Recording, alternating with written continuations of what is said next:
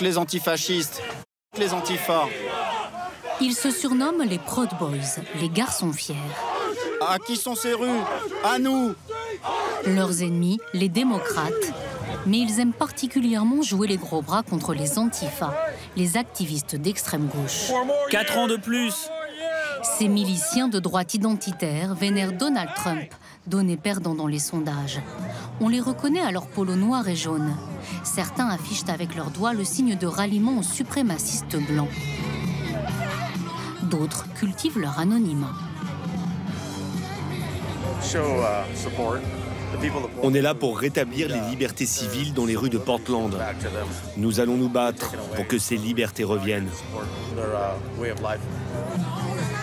Les looks vestimentaires sont hauts en couleur. Je fais confiance à Donald. On doit se lever pour l'Amérique. La gauche veut changer notre constitution, démolir nos villes. Les femmes pour Trump! Je vous le dis, bébé! Les armes s'exhibent sur les drapeaux, pancartes et autres gadgets. Et surtout, portées en bandoulière, avec gilet pare-balles. Fort et fier, bébé. Fort et fier.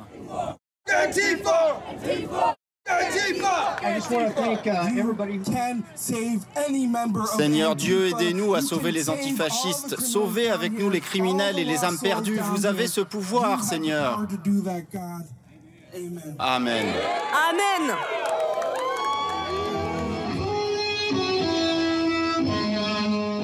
La milice, créée en 2016, mais sortie de l'ombre depuis quelques mois seulement, compte beaucoup de vétérans des Marines.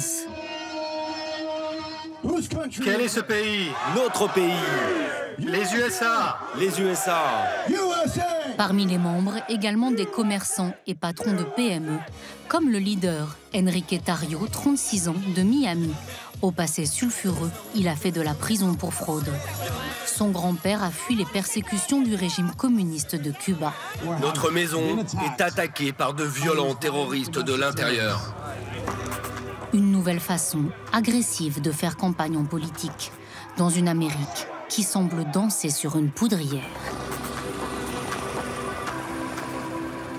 Depuis la mort de George Floyd, le noir américain tué lors d'une bavure policière à Minneapolis le 25 mai, Portland s'est enflammé. Comme d'autres villes américaines, cette cité réputée bobo et artiste est devenue le théâtre d'une guerre civile. De violentes émeutes dévastent presque chaque soir la capitale économique de l'Oregon, entre policiers, milices de droite et militants Black Lives Matter, les vies des Noirs comptent, avec leurs porte-drapeaux radicaux, les Antifas. Lors de son premier débat contre Joe Biden, il refuse de condamner les milices. Proud Boys, restez en retrait, mais tenez-vous prêts. Stand back, stand by. Enrique Tarrio répond alors aussitôt. Nous sommes prêts, monsieur. Le président américain a adoubé une milice aux allures de gang. Le leader des Proud Boys nous a ouvert les portes de la villa où ses hommes et lui préparent leurs prochaines actions. Santé. Bière et Marie. En Oregon, le c'est légalisé. La milice est exclusivement masculine.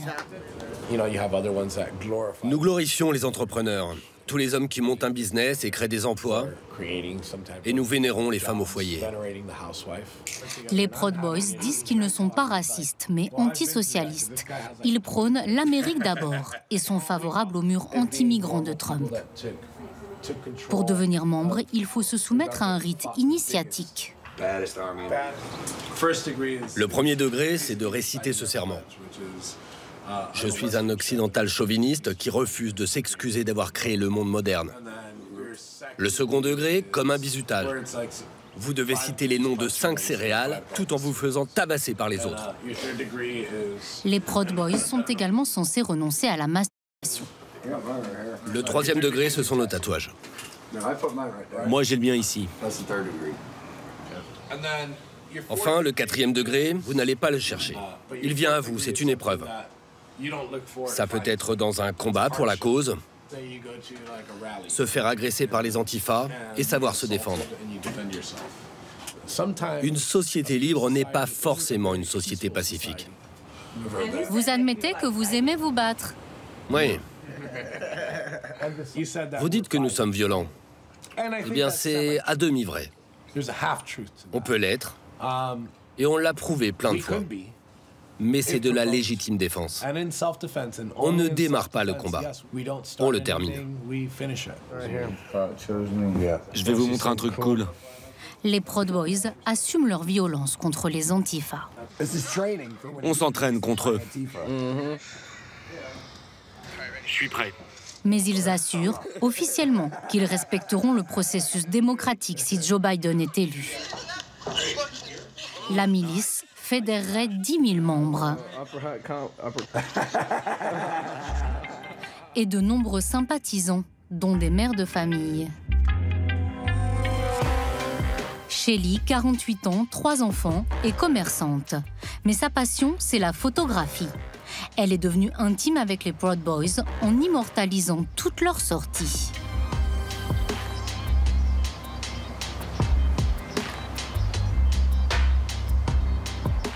Lui, c'est Joe Biggs. Son t-shirt détourne le sigle LGBT. Liberté, flingue, bière et je les aime. Ce ne sont pas des suprémacistes blancs. Ils sont à l'ancienne, c'est tout. Shelly était une républicaine modérée, mais les émeutes ont durci ses positions. Nous en sommes déjà à 124 nuits de jacquerie. Et ce ne sont pas des manifestations pacifiques. Il y a des manifestants pacifiques, mais ce sont surtout 124 nuits de pillage absolu et d'anarchie. Selon Shelly, seuls les Proud Boys ripostent, là où le maire démocrate de Portland manque de fermeté. Cette petite patronne est à la tête de ce salon de thé boulangerie. Divorcée d'un Américain d'origine algérienne, c'est sans enthousiasme qu'il y a 4 ans, elle avait voté pour Donald Trump. Je n'étais pas du tout excitée par Donald Trump, par sa personnalité. Je n'aime pas la télé-réalité. Mais j'ai changé d'opinion. Je vais revoter pour lui avec joie. J'ai presque peur de dire cela. Ça ne devrait pas, mais c'est mal vu d'afficher qu'on l'aime. Même si je ne suis pas fan de ses tweets. Ça, il devrait arrêter. Shelly est surtout séduite par le bilan économique de Trump. 6 millions d'emplois créés, baisse des impôts, recul du chômage à 3,5%, mais c'était avant le Covid. Des électeurs au départ modérés qui soutiennent désormais des milices armées et des personnalités politiques pro-Trump qui se radicalisent, jusqu'à verser dans un conspirationnisme farfelu. Joe Ray Perkins, 64 ans, est fan de corvettes jaune canari. Bonjour, comment ça va? Mais cette commerçante en bijoux sur Internet est surtout la candidate du camp républicain au Sénat. Malgré la virulence de la pandémie de Covid aux États-Unis, elle refuse, comme son mentor, de porter un masque dans les lieux publics. Le masque est une forme de marxisme. Tous ces trucs de distanciation sociale, c'est un moyen de nous enlever notre République et de faire de l'Amérique un pays marxiste. C'est au-delà du socialisme. Cela vise à contrôler les individus et à nous éloigner les uns des autres. La candidate au Sénat s'est surtout rendue célèbre pour avoir prêté allégeance, dans sa vidéo d'investiture, à la délirante théorie du complot de QAnon. Bonjour, mon nom est Joe Ray Perkins, candidate pour l'Oregon au Sénat américain. Là où l'un va, nous allons tous. Je soutiens le président Trump. Je soutiens Q et son équipe. Merci QAnon, merci les patriotes. Ensemble, nous allons sauver notre République. QAnon, un mouvement conspirationniste anonyme qui affirme que Trump serait le sauveur de l'Amérique face à une secte sataniste pédophile gouvernée par Clinton, Obama, Biden et des stars d'Hollywood. Sauvez nos enfants! Trump, 4 ans de plus! Les QAnon s'expriment sur des forums de discussion semi-cryptés. Dans le bureau de Joe Ray Perkins, chez elle, Sous l'œil de son héros, Alors, voyons les derniers messages. la candidate est branchée en permanence sur ces plateformes dans lesquelles un ou des mystérieux leaders, signant de l'initiale Q, postent des thèses complotistes sous forme d'énigmes nébuleuses. Q nous dit « Ne croyez pas les médias traditionnels. Faites vos propres recherches. Parvenez à votre propre conclusion éclairée. » Donc vous ne croyez plus les médias traditionnels? Non, Même les médias conservateurs comme Fox News? un peu. Et normalement, quand je reçois un journaliste, j'enregistre tout avec ma caméra. Bon, avec vous, je ne le fais pas, mais avec les médias américains, j'enregistre tout. Ça paraît incroyable, mais 14 candidats républicains aux élections nationales se revendiquent de QAnon. Voilà les nouvelles pancartes. Départ en meeting en zone rurale. Joe Ray Perkins a 2 enfants, 14 petits-enfants et un mari dévoué. J'ai un métier à plein temps, donc je ne vois ma femme que le week-end. C'est elle qui mène la danse. Moi, je suis juste le suiveur. Depuis 1988, l'Oregon vote démocrate. Mais la candidate républicaine croit à un basculement. Les rassemblements de plus de 100 personnes sont interdits pour raisons sanitaires. Joe Ray Perkins fait donc campagne devant des assemblées clairsemées, mais gonflées à bloc.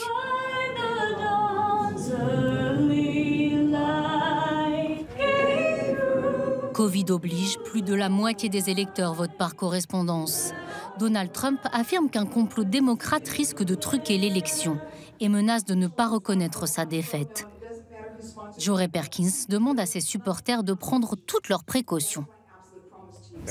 Enregistrez votre vote par correspondance dans un cloud numérique. Allumez votre téléphone portable, mettez votre tracker GPS. N'hésitez pas à faire une capture d'écran, une photo de vous laissant tomber votre bulletin dans le cloud. Pointez l'heure et l'emplacement où vous avez mis votre bulletin de vote et vérifiez quelques jours après qu'il est bien comptabilisé. Ça, c'est un petit autocollant et je peux vous donner un stylo aussi. Elle est courageuse et elle parle avec le cœur. Et Dieu nous dit, écoutez le cœur, pas ça. À la tribune, pas un mot sur les thèses de QAnon.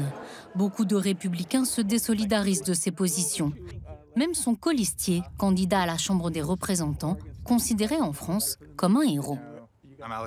Je suis Alex Skarlatos, l'un des 3 Américains qui ont stoppé l'attentat terroriste dans le Thalys Bruxelles-Paris en 2015. C'est pour ça que j'ai eu la chance d'obtenir la nationalité française.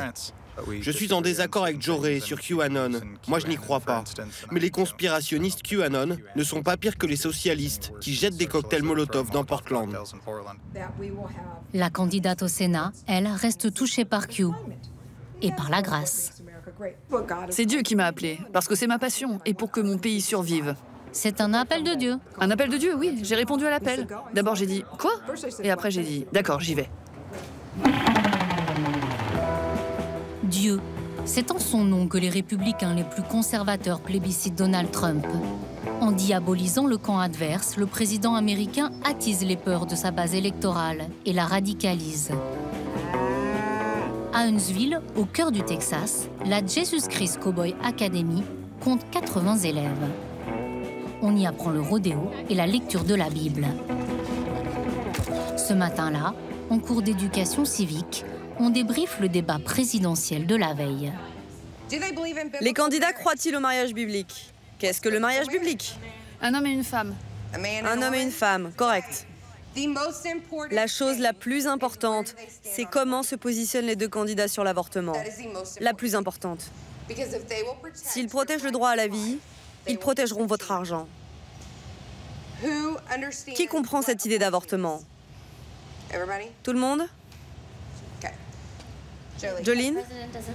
Si le président n'est pas anti-avortement, il ne soutiendra aucune autre valeur importante. Le président va être en fonction pour 8 ans ou 4 ans, tandis que Dieu sera sur son trône pour toujours. Bien. Super Biden. Lors des pauses, les élèves s'amusent à singer les candidats. Enfin, surtout Joe Biden, qu'ils jugent sénile.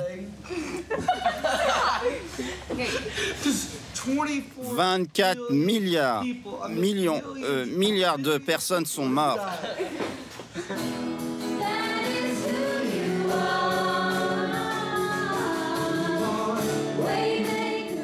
Chaque cours se termine par une messe. C'est Amy, la directrice, qui prêche.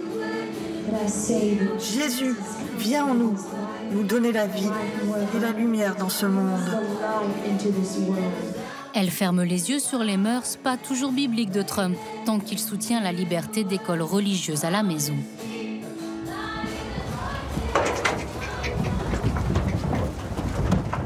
Booba, son mari, enseigne le rodéo. Son Amérique est celle des années 50, de la musique country, pas trop multiraciale ni multiculturelle. Lui aussi soutient l'idée d'un mur anti-migrant entre le Texas et le Mexique. Booba veut moins de réglementation, en tout, et surtout la protection du deuxième amendement de la Constitution américaine, le droit de porter une arme.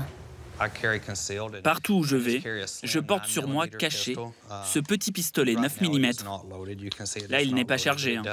Mais j'ai de quoi le charger à tout moment, pour me protéger et protéger ma famille. Des armes, le cow-boy en possède toute une collection, une cinquantaine, pour une valeur de 100 000 €. Joe Biden, lui, a inscrit dans son programme le contrôle des antécédents des acheteurs d'armes à feu et leur interdiction dans les rues. Tireur, la cible est chaude, soyez prêts.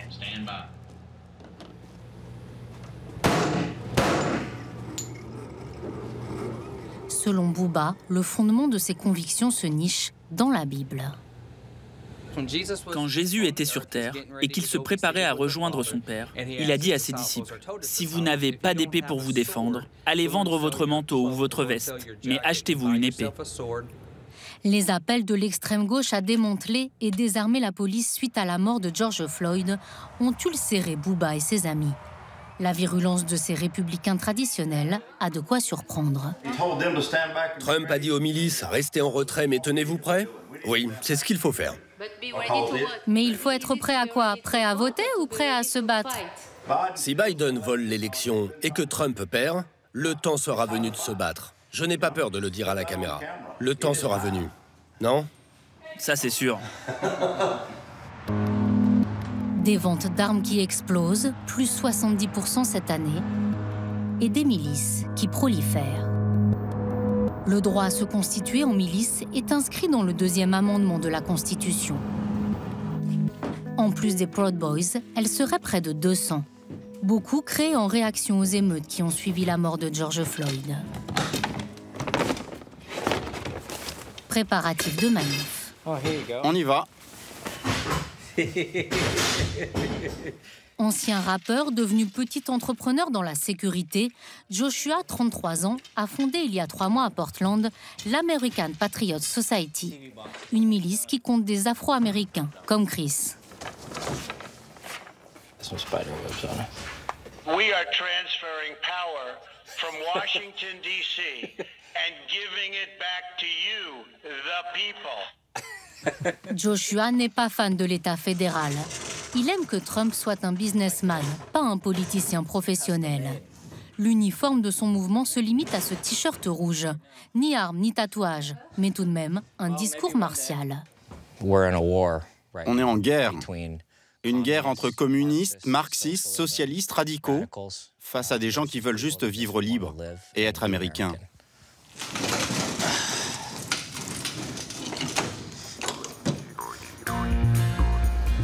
La manifestation, organisée par Joshua, a lieu devant le Capitole de Salem, capitale administrative de l'Oregon.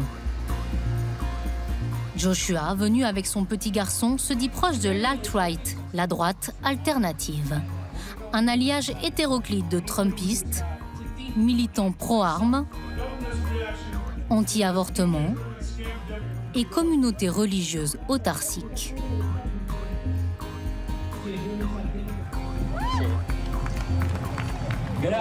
Bonjour patriotes, comment allez-vous? Nous sommes les fondateurs de l'American Patriot Society. Le temps est venu d'être plus actifs que jamais. de ne pas laisser les autres faire le boulot. Il est temps pour tous, parents, grands-parents, enfants, anti-vaccins et anti-masques, tout le monde. Comme porte-voix des anti-masques, Joshua a invité Jo Rae Perkins. La guérison rapide de Donald Trump suite à son infection a conforté la candidate au Sénat dans ses positions. Hier, j'ai parlé à une femme qui avait un petit bébé.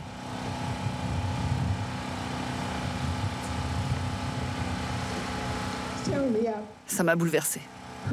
Son bébé ne sourit pas.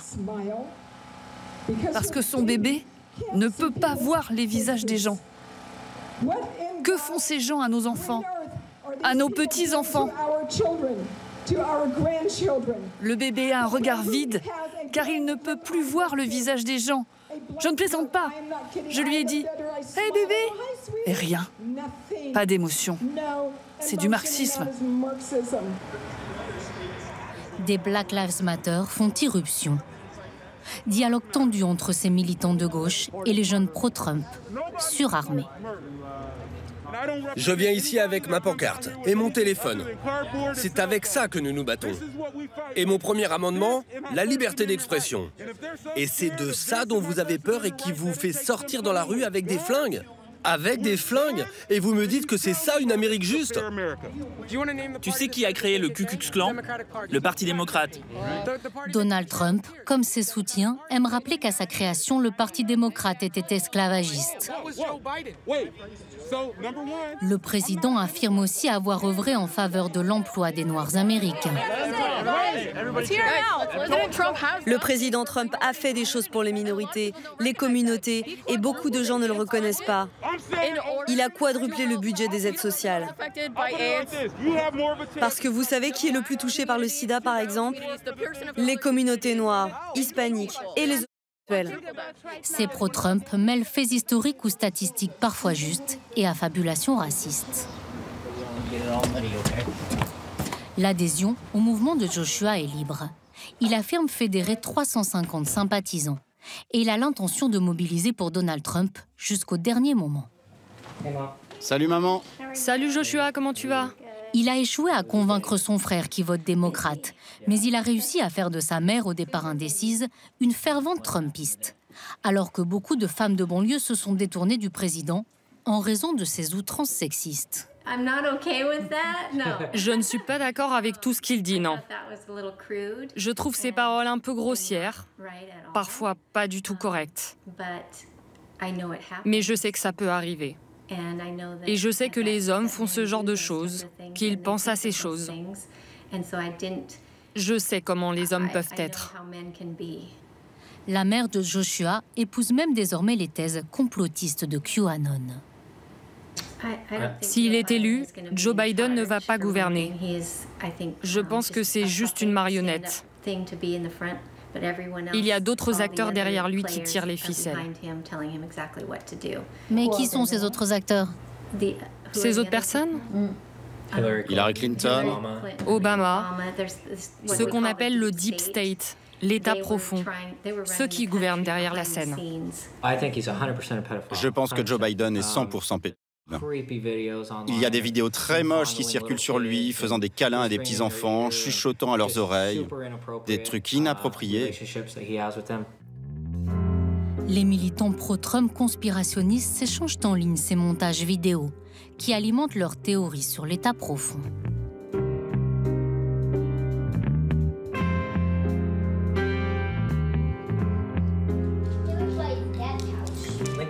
Lincoln, viens le chien, viens ici. Mobiliser sa famille, mais aussi les électeurs, dans une tribune sur les ondes. Chaque semaine, à l'aube, Joshua se rend dans le studio de cette radio pro-Trump. Il y a 4 ans, ses convictions complotistes auraient semblé marginales. Il prêche désormais dans l'émission matinale la plus écoutée. Bonjour tout le monde, bienvenue dans votre émission du mardi. Enfin, nous respirons de l'air pur, fini ces incendies qui nous ont enfumés toutes ces semaines. aux côtés de Joshua, une élue républicaine locale. J'ai fait durant les incendies les rencontres les plus profondes de ma vie. Ces feux ont touché mon âme. Ça a renforcé mes convictions de croyante. Ils échangent sur les aides à apporter aux victimes des incendies de la côte ouest, mais rien sur l'écologie. Selon eux, les feux sont dus à une mauvaise gestion des forêts par les démocrates, pas au réchauffement. Comme Trump, ils sont climato-sceptiques. Je pense que toutes les décisions relatives au concept de changement climatique sont une farce. C'est pour ça que Trump a sorti l'Amérique de l'accord de Paris sur le climat. Tous ces accords internationaux sont fumeux. Ça ne serait pas plus intéressant de débattre avec des gens qui ne sont pas du tout d'accord avec vous? Bien sûr que ce serait intéressant d'avoir ce genre de débat. Mais le contexte politique en Oregon est désormais si haineux qu'il est devenu impossible d'avoir une conversation transparente et constructive. Ce sont les démocrates qui refusent. Un fossé devenu béant entre deux Amériques, aux opinions qui semblent irréconciliables. Ce soir-là, dans ce bar, se tient une cérémonie en hommage aux martyrs trumpistes de Portland. Aaron J. Danielson, sympathisant des Patriot Prayers, une milice de droite, abattu à bout portant par un antifa de gauche le 29 août lors d'une émeute de rue. Désirée était sa fiancée. Vous lui aviez dit de faire attention s'il allait dans cette manif en ville? Oui, comment vous le savez? C'est exactement ça. Il m'a dit qu'il voulait à tout prix filmer cette manifestation. Et ce furent ses derniers mots. Les proches de Jay Danielson, de tous bords politiques, décrivent un mec bien, pas raciste, mais récemment radicalisé à droite, depuis les émeutes qui avaient affecté son commerce en centre-ville. Il le dirigeait avec Luke depuis 19 ans. Il n'était pas du tout fan des émeutes actuelles en Amérique. Ce n'était pas un radical. Il était juste pas d'accord. Son meurtrier, responsable de la sécurité des Black Lives Matter de Portland, abattu peu après par la police, a lui aussi été décrit par ses proches comme un mec bien. Nous sommes si divisés, nous qui étions si unis après le 11 septembre 2001. La mort de Jay symbolise le fond de l'abîme.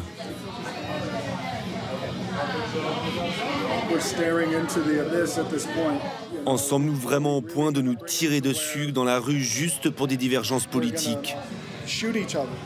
En sommes-nous vraiment là? Je voudrais juste que la mort de cet homme nous fasse prendre du recul et nous dire que nous n'en sommes pas à ce point. On peut encore revenir en arrière. Dans quelques jours, le choix des Américains impactera le monde entier. S'il gagne cette élection présidentielle explosive, Joe Biden a promis de rassembler ses concitoyens, opposés dans les rues comme dans les urnes.